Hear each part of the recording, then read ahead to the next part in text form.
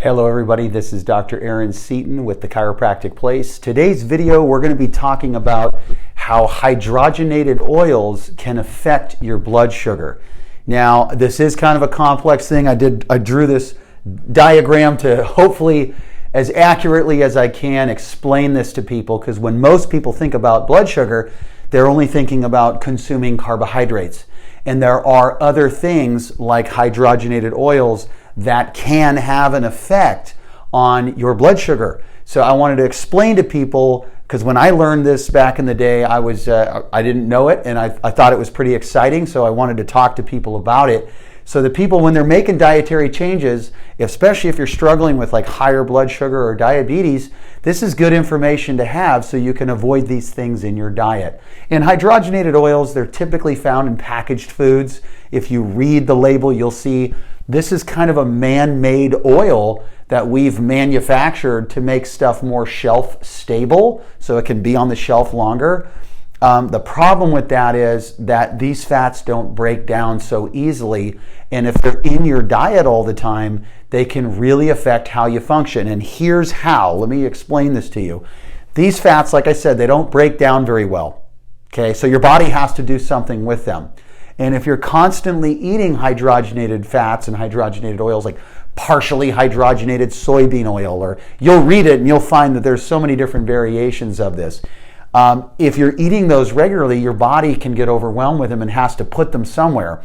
And one of the places that your body puts these fats is in the cell wall, in between what's called the phospholipid bilayer, right? There's these fatty acids that make up kind of the wall of any cell. Like here's a cell, and this wall is made up of this phospholipid bilayer.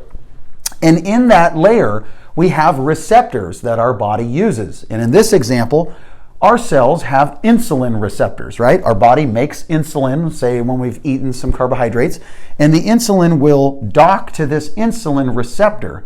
And that's what tells the cell, hey, we have sugar here. I want you to take some of that sugar in and use it for energy. So that's kind of how it works. The problem with the hydrogenated oils is that when we have too many of them in our diet, and I'd say try to avoid these altogether, your body starts sticking these fats in that cell wall. And these are very inflexible. They don't move. Like I said, they don't break down well and they don't move so well. So when they're in that cell wall like that, that receptor can't move. It can't do its job. So what happens if the insulin can't dock to that receptor is that the sugar in the blood stays out in the blood, because this cell can't do its job. It can't listen to the signal from insulin that, hey, you need to take some of this sugar out of the bloodstream.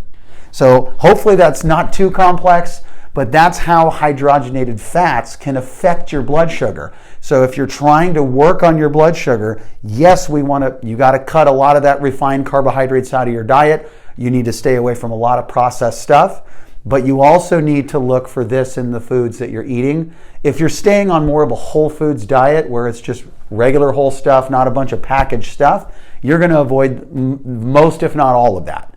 So if you are eating something from the packages, you need to be reading for these, especially when you're struggling with blood sugar issues, because that will affect this if it's always in your diet. It gets stashed in the cell, like I said, it won't let this receptor work, and that sugar stays out in the bloodstream.